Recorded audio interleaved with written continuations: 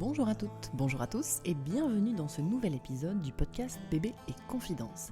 Je suis Manon, je suis coach en sommeil et doula et aujourd'hui je vous propose un épisode hors série, le 5e du nom si je ne me trompe pas.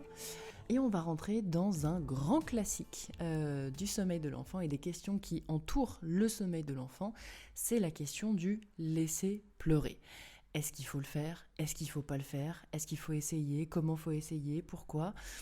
C'est un petit peu la grande question qui divise sur le sommeil de l'enfant, avec plusieurs écoles, plusieurs réponses. Et c'est vrai que quand on est jeune parent, on ne sait plus trop à quel sein se vouer pour trancher sur cette question. Et du coup, je me suis dit que modestement, j'allais partager ce que déjà mon expérience de maman et mon expérience professionnelle de 4 ans d'accompagnement de sommeil des autres enfants que les miens m'a appris sur le sujet, parce que je me suis rendu compte, et dans mes formations et dans l'expérience d'être au contact de jeunes bébés, que la réponse n'est pas si évidente que ça, et surtout qu'elle varie beaucoup d'une famille à l'autre. Déjà, le premier constat qu'on peut faire, c'est que le laisser pleurer, c'est un petit peu la recommandation qu'on va faire un peu par défaut. Souvent l'entourage, peut-être un entourage avec une vibe un petit peu old school, nos parents, nos grands-parents. Souvent ça part d'une bonne intention d'ailleurs, pour nous dire « Non mais tu galères, tu dors pas, t'en peux plus, etc. Laisse pleurer bébé et puis ça va tout régler quoi ». Il y a eu un petit peu cette école, au-delà du sommeil, cette école éducative avec cette idée reçue que en fait, il fallait pas se laisser bouffer par son enfant, que laisser pleurer, c'était une manière de gagner une première bataille d'autorité, que l'enfant ne s'habitue pas à être porté, accompagné dans le sommeil, cajolé, etc. Parce que sinon après, on allait rentrer potentiellement dans un engrenage qui n'en finirait plus d'accompagnement bienveillant et que en fait, ça allait conduire au burn-out, quoi, tout simplement. Et en fait, c'est cette idée reçue-là, malheureusement, on le sait maintenant, disons plutôt, en fait, part d'un postulat où l'enfant aurait une maturité émotionnelle et psychologique qui lui permettrait en fait de rentrer dans cette bataille d'autorité. Or, on sait maintenant, avec tous les travaux des neurosciences, que ça n'est pas le cas, que le bébé humain vient au monde extrêmement immature par rapport à tous les autres mammifères, et que du coup, le bébé est très très très vulnérable. Et sa survie dépend non seulement de ses parents, mais surtout de la communication qui existe entre lui et ses parents. Et donc, la notion de sécurité intérieure est intimement liée au fait de répondre à la communication du bébé. Et bien évidemment, un très jeune bébé n'a pas d'autre forme de communication que le pleur, typiquement. Donc voilà, on sait que le postulat de départ qui encourage le laisser pleurer est erroné, voilà, du point de vue du développement de l'enfant. Voilà. Et puis, l'autre problème qu'on a, c'est qu'il y a eu des théoriciens du sommeil, notamment le docteur Ferber, qui est un pédiatre états-unien, qui, c'est le plus connu mais il y en a d'autres, qui ont théorisé en fait la notion de pleurs contrôlées, avec des durées qui sont préétablies par le parent, de laisser l'enfant pleurer 5 minutes, puis 10, puis 15, ça c'est le cas typique, mais en fait on peut l'adapter comme on veut. Ces théories-là sont assez vides d'une notion de psychologie et de physiologie de l'enfant et des émotions que moi je trouve fondamentale, qui est la notion de régulation et de co-régulation. En fait, le système nerveux de l'enfant, et particulièrement du bébé, ne peut pas se réguler tout seul quand il est en état de stress, quand il est en état d'alerte. On est sur un système encore très primitif, très archaïque, qui fonctionne aux hormones. Et donc, en fait, un bébé qui est en état de dérégulation, qui pleure, qui décharge, etc., c'est un bébé qui a besoin de sécréter de l'ocytocine. Et je vous le donne en mille, comment on fait ça ? Eh bien, en faisant des câlins, du pot à pot, en tétant, en proposant de la proximité physique, en parlant doucement, en se connectant par le regard, en fait, en étant disponible et en montrant avec une communication non verbale qu'on est disponible pour bébé. Et pourquoi est-ce que ces méthodes-là fonctionnent ? Parce que le pitch est quand même séduisant. Quand on est au bout du scotch, parce que ça fait 6 mois qu'on n'a pas dormi plus de 2 heures d'affilée et qu'on a envie de crever de fatigue, évidemment que c'est séduisant de se dire je le fais et puis tant pis, moi ça me va pas, mais il faut trouver une solution, quoi. Pourquoi ça marche ? Parce que en fait, au bout d'un moment, donc on va laisser pleurer le bébé X temps, et ce qui va cesser, c'est pas le stress émotionnel qui est sécrété par l'enfant, c'est pas le cortisol qui est sécrété. Pourquoi est-ce que ça marche ? En fait, parce que à défaut de faire arrêter le besoin de contact, le besoin de réassurance, le besoin d'accompagnement de l'enfant, on fait cesser sa communication. Ce que l'enfant comprend, c'est pas que tout va bien, c'est qu'en fait, peu importe combien de temps il appelle, personne viendra. Ou personne viendra satisfaire son besoin, parce qu'on peut faire des petits checks pour se rappeler au bon souvenir de l'enfant et faire un coucou, mais ça n'est pas un moment de régulation. C'est vraiment juste pour cocher la case prescrite par la méthode un peu stricte, de se dire au bout de 5 minutes, on fait un coucou et on sort. Et ça, c'est pas de la régulation. Et du coup, ce qui va s'arrêter, c'est la communication de ses propres besoins en périphérie du sommeil et probablement aussi en périphérie d'autres sphères de sa vie. Là, il faut se poser la question de est-ce que, en tant que parent, ça nous va ? Est-ce que ça nous va que notre enfant, dont on est responsable, dont on, en théorie, prend soin et qu'on accompagne et qu'on élève sur le postulat, on espère, d'amour et d'un minimum de disponibilité, est-ce qu'on est OK avec l'idée que notre enfant ne nous sollicite plus pour exprimer ses besoins ? Si la réponse est oui, du coup, il n'y a pas de conflit moral. Si la réponse est non, du coup, la réponse est très claire. Laisser pleurer, c'est pas souhaitable, même si ça marche. Mais du coup, ça nous fait une belle jambe, parce que les partisans du laisser pleurer, les grands avocats de ces méthodes-là, en fait, viennent vous dire, en fait, c'est soit ça, soit il n'y a rien qui marche. Et c'est là que nous intervenons, car non, il y a beaucoup de choses qui peuvent fonctionner, qui peuvent respecter la sécurité intérieure de l'enfant, et celle du parent, j'ajoute, parce que laisser pleurer son enfant, ça vient aussi de nous chercher dans nos tripes de parents et dans nos vécus d'enfants nous-mêmes à l'époque. On va y revenir dans une minute, mais du coup on vient nous dire voilà, c'est blanc ou noir, soit on laisse pleurer, après on est tranquille, soit vous allez vous faire bouffer et du coup vous dormirez jamais. Et on développe depuis plusieurs années, plusieurs voies dans le monde de la périnatalité, essaie de remettre sur le devant de la scène le besoin de l'enfant, la sécurité, l'attachement sécure de l'enfant. Et donc dans cette veine-là, la façon de considérer les pleurs, en fait, je trouve, moi, c'est vraiment de systématiquement les voir comme une communication. Et donc en fait, une communication, quand on n'y répond pas, c'est-à-dire quand on laisse pleurer l'enfant, c'est problématique, puisqu'en fait on se sort de la communication. Et donc l'enfant, au bout d'un moment, se résigne et la coupe. On a dit que si ça vous posait un problème moral, c'était bien normal, moi aussi, et du coup, on fait pas ça. Mais d'un autre côté, faire cesser tout pleur dès qu'il est exprimé, sans même prendre le temps de l'écouter, de le décrypter, de savoir pourquoi ou ce qui est exprimé, c'est aussi un refus de communication, quelque part. C'est ne pas écouter ce que l'enfant dit, et donc répondre un peu à côté. Avec des trucs qui marchent, on peut par exemple, pour apaiser un enfant, proposer de l'alimentation, là où en fait le besoin qui est exprimé, c'est un besoin de sommeil, ou un besoin d'être changé, ou un besoin de contact physique, mais pas nécessairement d'alimentation.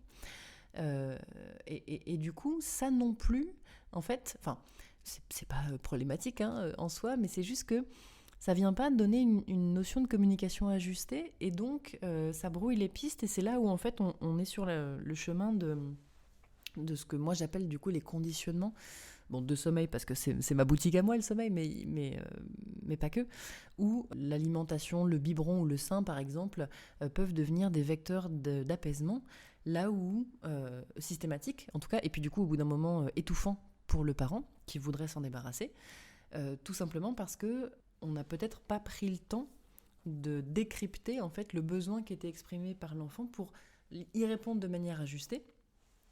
Même si peut-être que répondre à un besoin de contact physique, mais sans le sein, par exemple, quand on est dans le cas d'un parent qui allaite, c'est moins évident, c'est moins spontané, surtout quand on est fatigué d'ailleurs, que de juste proposer le sein et de s'assurer finalement que l'apaisement arrive. Du coup, on a ces deux pôles-là, du laisser pleurer sans réagir et ne pas laisser pleurer du tout, parce que du coup on n'écoute pas, qui sont à mon avis les deux écueils à éviter, et il faut qu'on se place à nous, parents, sur le spectre qui existe entre les deux, avec nos tolérances et nos sensibilités. Parce que le point que je voudrais aborder, c'est que je le vois chez plein de personnes que j'accompagne, je l'ai vécu moi-même avec mon premier enfant. Parfois, un bébé qui pleure, ça déclenche un impératif d'intervention immédiat chez le parent. Quel que soit le parent, c'est souvent le parent qui a porté, mais pas nécessairement. Ça peut être le coparent, tout aussi bien. Et en fait, c'est irrépressible, ça met tout le système... Entendre son bébé pleurer, pour certains et certaines d'entre nous, ça nous met dans un état d'alerte, mais absolu. Et donc, c'est difficile de se poser, de souffler, attendre un moment, écouter, décrypter, répondre de manière ajustée. Ça, c'est un message assez intéressant sur son propre vécu et sur sa propre sécurité intérieure, en fait. Ça vaudrait peut-être le coup de s'interroger sur son historique d'enfant. Est-ce que nous, on est passé par des phases où on n'a pas été écouté, où on a été laissé pleurer enfant, peut-être, et où nous, on a construit ce truc-là de... Soit on reproduit le schéma, et du coup, on laisse pleurer aussi, soit on veut surtout pas le reproduire, et du coup, on a cette espèce d'impératif d'intervention dès que bébé pleure. Évidemment, il n'y a pas que ces deux cas de figure-là, bien sûr, mais c'est les deux qui peuvent être problématiques, quoi. Du coup, dans le deuxième cas de figure, moi, ce que j'ai fait, je peux parler que pour moi, c'est d'aller chercher ça, d'aller gratter en fait ce qu'il y avait derrière cet inconfort presque maladif à entendre mon bébé pleurer en thérapie. Voilà, vous m'avez vu venir avec mes gros sabots. J'ai commencé une thérapie, mon premier enfant avait 15-16 mois, quelque chose comme ça. Ça allait mieux, je dormais, j'étais plus au bout du scotch à ce niveau-là, mais je sentais quand même que ces pleurs, pour moi, j'y plaquais tout de suite de la détresse et je me sentais en détresse aussi. Et je voyais bien qu'il y avait un degré de disproportion entre les deux. Et du coup, voilà, j'ai entamé ce parcours de thérapie qui, je l'ai vu chez mon deuxième enfant, a énormément soulagé ce truc-là, parce que pour le deuxième, les pleurs venaient vraiment beaucoup moins me chercher dans les tréfonds de mon âme et de mon insécurité, et je pouvais me permettre d'attendre un petit peu, avec, bien sûr, dans l'accompagnement, on va en parler dans une seconde, mais je pouvais me permettre en fait de l'écouter sans être obnubilée par mon alerte à moi, et puis de me dire, ok, là, il y a besoin de X, Y, Z, donc je vais proposer X, Y, Z. Ça m'a pas empêché d'en chier avec le sommeil, très clairement. On est sur une problématique adjacente qui touche le sommeil, mais pas que. Mais n'empêche que je me suis sentie beaucoup moins bouleversée dès que mon deuxième pleurait. Et c'est tant mieux parce qu'il a pleuré souvent. Donc voilà, le petit message que je voudrais faire passer, c'est que quand on se sent vraiment très attaqué, très touché par les pleurs de son enfant, peut-être que c'est le signe qu'il y a quelque chose à venir réparer à ce niveau-là. Voilà, après il y a plein de formes de thérapies différentes, pas forcément des thérapies psychologiques, on peut penser à, le MDR pourquoi pas, mais on peut penser à de la sophrologie, pourquoi pas, à de la kinésiologie, pourquoi pas, en fait à ce qui vous parlera à vous et ce qui vous fera du bien à vous, mais en faisant exister cette nécessité potentielle là de prendre soin de soi et de venir guérir quelque chose. Une fois qu'on a parlé de la sécurité intérieure du coup de l'adulte et qu'on peut partir du postulat que l'adulte est disponible pour écouter en fait ce que l'enfant raconte et y répondre de manière ajustée, il y a des outils pour faire ça déjà. Et notamment, si vous ne connaissez pas et que vous avez un bébé, on va dire, de moins de 6 mois à la maison, allez regarder le Dunstan Baby Language. C'est en fait un outil de décryptage des pleurs qu'une infirmière puéricultrice australienne, Madame Dunstan, j'ai oublié son prénom, a établi en fait, et qui permet en fait de regarder qu'en fonction de la modulation du pleur, du son qui est émis par le bébé, c'est un besoin en particulier qui est exprimé. Alors, je vous renvoie, si vous avez envie d'être accompagné là-dessus, vers ma collègue adorée Kelly, qui est formée, qui est instructrice en Dunstan Baby Language et qui propose des consultations à ce sujet. Vraiment, c'est un outil très, très puissant et très intéressant pour pouvoir essayer du coup de faire ce travail de lecture, de communication, en fait, d'écoute active de ce que l'enfant exprime avec les moyens qu'il ou elle a. Et puis, se dire que pleurer, c'est pas être en détresse. Le truc, c'est que l'expression de l'émotion chez le jeune bébé et chez l'enfant est très souvent une expression absolue. C'est-à-dire que quand on pleure, souvent on pleure très fort. Et du coup, encore une fois, ça vient, c'est facile de plaquer de la détresse sur un pleur qui est très très fort. Sauf qu'en fait, du point de vue de la psychologie de l'enfant et de l'attachement, on est vraiment en situation de détresse que précisément quand on est laissé tout seul. Un enfant qui pleure, même qui pleure très fort, dans les bras aimants et disponibles d'un parent, d'une figure d'attachement principale, c'est un enfant qui n'est pas en situation d'insécurité émotionnelle. Il peut être en difficulté, il peut y avoir une douleur par exemple, ça c'est très difficile, il peut y avoir un inconfort quelconque, mais on n'est pas menacé du point de vue de l'attachement, du point de vue de la sécurité. Et ça, c'est un truc à se répéter quand on accompagne son enfant, par exemple, dans un changement d'habitude sur le sommeil qui est inconfortable et qui, du coup, peut occasionner des pleurs de frustration, de colère, de protestation. Tant qu'on est avec l'enfant, on l'entoure et on le garde quelque part dans une situation de sécurité intérieure parce qu'on maintient la communication et donc la confiance. Ce qui m'amène aussi tranquillement à dire que d'expérience, du coup, dans la question du travail sur le sommeil, c'est assez rare de pouvoir faire tout un travail de fond sur le sommeil sans absolument aucun pleur. Pourquoi ? Parce que bien souvent, en fait, on va demander au bébé de modifier, ou à l'enfant d'ailleurs, de modifier ses habitudes, et qu'en fait, personne n'aime ça, que c'est inconfortable pour tout le monde, et que nous, les adultes, on peut faire quelque chose que l'enfant ne peut pas faire, c'est prendre sur soi. Et donc, l'enfant peut traverser, comme on vient de le dire, tout un tas d'émotions différentes en périphérie de ce changement d'habitude. Et bien souvent, en fait, par peur de ces pleurs-là, justement, qui, encore une fois, ne sont pas des pleurs de détresse pourvu qu'on soit avec l'enfant, mais protestation, frustration, etc., etc. Mais par peur de cette phase-là et de ce que ça va venir causer chez nous, on n'ose pas se lancer. On culpabilise par avance à l'idée de se lancer. Sauf que, en fait, l'inconfort fait partie de la vie de l'enfant. La prise d'autonomie, c'est inconfortable. Apprendre à marcher tout seul, ça veut dire se viander 40 fois ou plus, mais en tout cas se viander un nombre X de fois avant d'y arriver. Et quand on est parent, on accepte de lâcher les mains du bébé pour qu'il puisse se lancer, se viander, le récupérer, lui faire un gros câlin, pour qu'il se relâche de nouveau 2 minutes plus tard. Pour le sommeil, c'est un peu pareil. Il faut accepter d'emmener l'enfant dans ce léger état de déséquilibre, d'inconfort, qui est l'état, en fait, l'objectif qu'on se fixe, que ce soit s'endormir dans son lit, s'endormir sans le sein, par exemple, ou sans quoi que ce soit. Il faut l'emmener dans l'état d'inconfort, être avec lui dedans, et l'emmener sur une toute petite plage, juste pour lui dire « Ok, première tentative, on sait que tu ne vas pas y arriver, c'est ok ». C'est vraiment de la désensibilisation, de l'initiation. Et vite, vite, vite, après ça, on refait un câlin, on verbalise, on communique qu'on est dispo. Et on réessaye une deuxième fois, et une troisième fois, et une quatrième fois pour atteindre ce nombre X dont on a besoin pour que l'enfant puisse se dire « Ok, ce contexte-là est safe, je l'ai traversé plein de fois et on ne m'a pas lâché, donc je peux y aller ». Donc c'est vraiment la persévérance et la cohérence d'un même modèle qu'on va répéter à petite dose, beaucoup, beaucoup, beaucoup, et dans lequel surtout on ne va pas lâcher l'enfant, qui va nous permettre de faire évoluer les habitudes. Et oui, peut-être qu'il y aura des pleurs dans le process, bien sûr, des pleurs de fatigue, parce que ça prend du temps, plein de pleurs différents.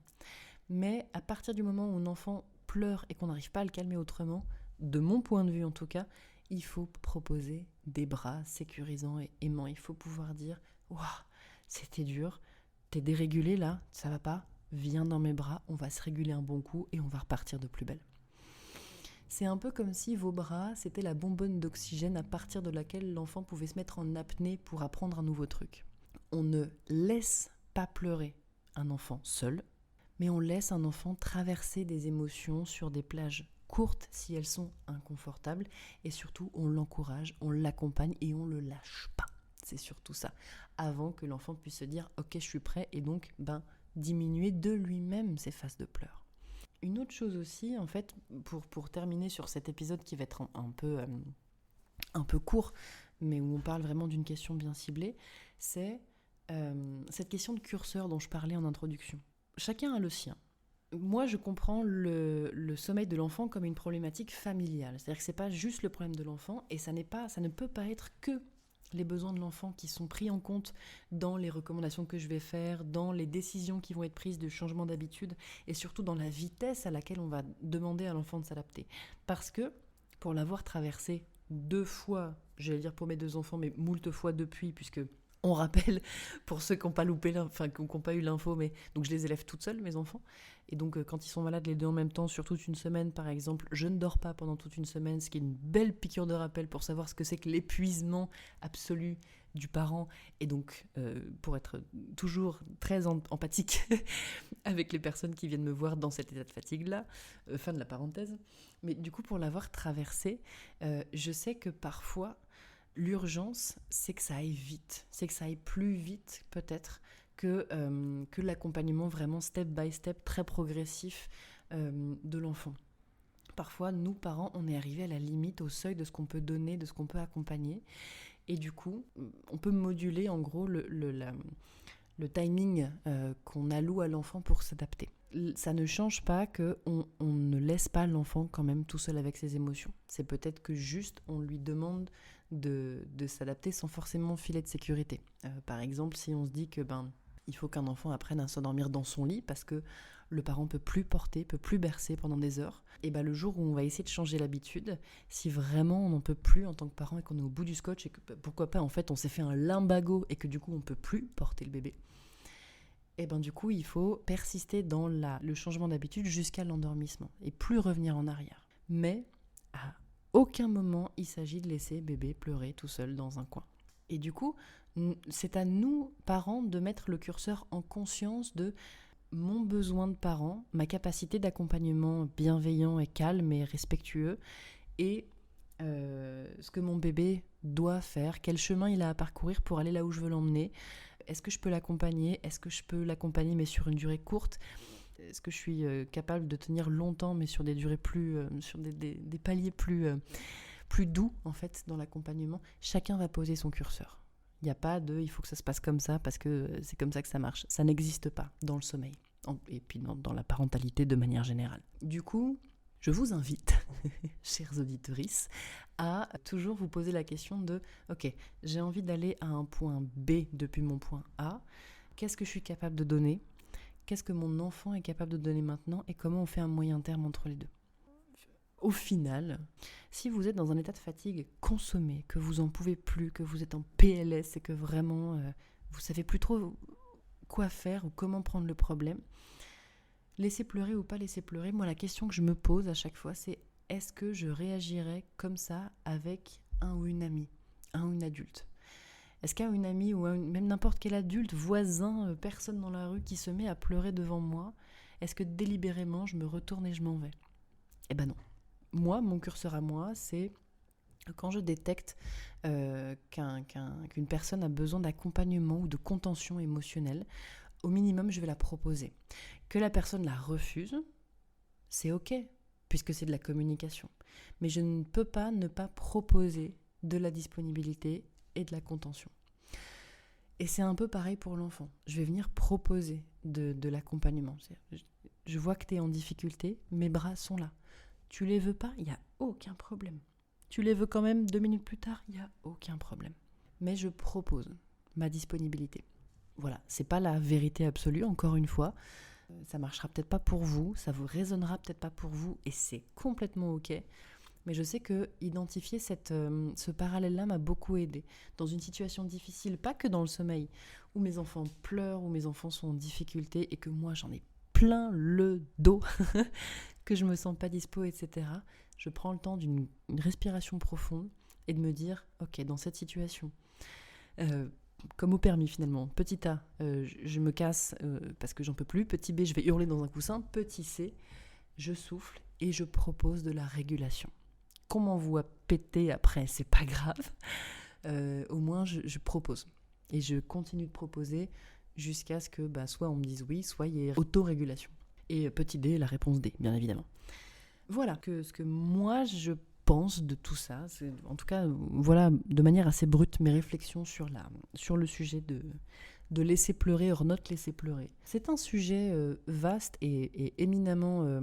c'est une controverse, on ne va pas se mentir, donc je m'attends à ce que peut-être ça vous fasse réagir. très cool. Venez m'en parler dans nos DM sur Instagram si vous voulez, ou envoyez-moi un petit mail à la même adresse que pour participer au podcast, c'est podcast.bbconfidence@gmail.com. N'hésitez jamais du coup à me solliciter. Et puis voilà, maintenant qu'on a évacué cette question et qu'on a un petit starter pack qui est en train de se construire dans le podcast, on va pouvoir aller dans des sujets un tout petit peu plus subtils ou complexes ou peu importe. En tout cas, je vous remercie encore une fois de tout votre soutien, de votre présence et de vos encouragements. Et puis voilà, en toute simplicité, je vous dis à la semaine prochaine pour un nouveau portrait.